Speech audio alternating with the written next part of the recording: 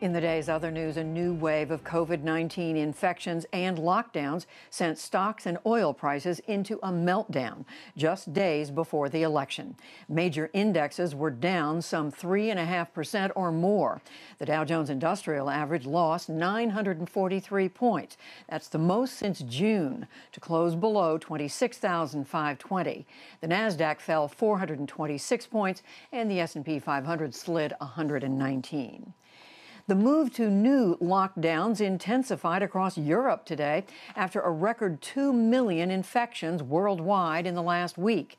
In Germany, Chancellor Angela Merkel announced a partial closure of bars, theaters, and restaurants. In France, President Emmanuel Macron announced nationwide restrictions with some exceptions.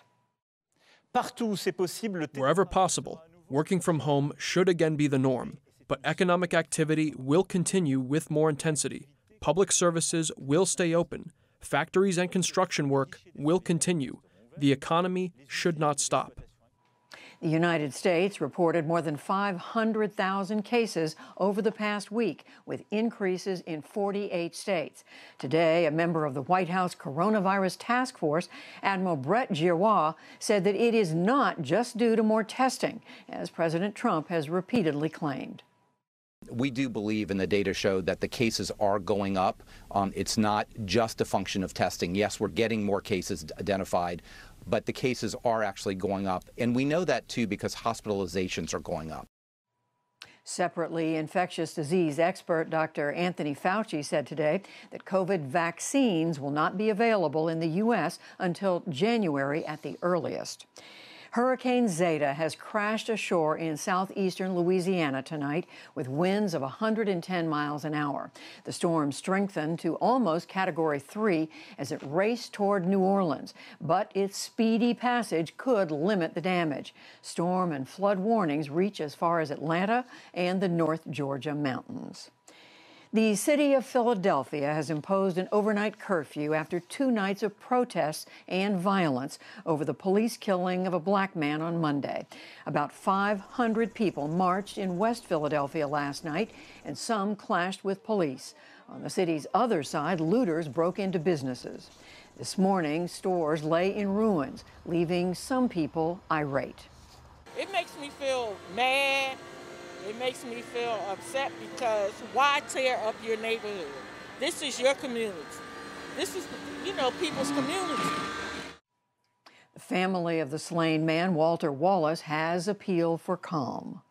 In Poland, demonstrators massed for a 7th straight day against a court ruling that banned abortions of fetuses with even severe abnormalities. Crowds turned out in Warsaw and other major cities. The nationwide strike is a rare show of opposition in a country that has long been influenced by the Roman Catholic Church. Back in this country, the U.S. Supreme Court refused to rule before the election on counting absentee ballots in Pennsylvania. Republicans had challenged a state court ruling that ballots received within 3 days of Election Day must be counted. New Justice Amy Coney Barrett did not take part in today's vote.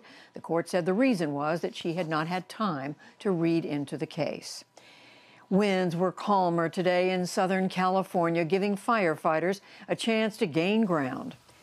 2 big wind-blown wildfires had left nearly 100,000 people under evacuation orders this week.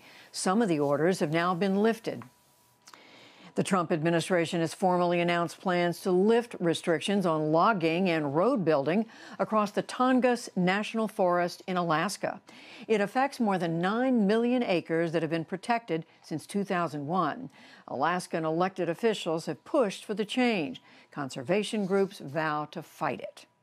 And the Los Angeles Dodgers are baseball's world champions again, their first title in 32 years. They clinched the World Series last night, beating Tampa Bay in Game 6. It was played in a sequestered bubble in Arlington, Texas, after a season truncated by COVID.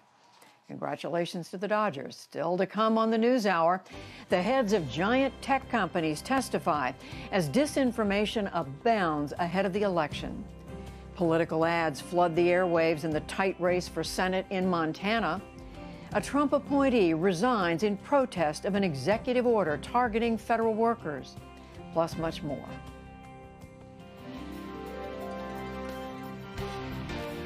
This is the PBS NewsHour from WETA Studios in Washington and in the West from the Walter Cronkite School of Journalism at Arizona State University.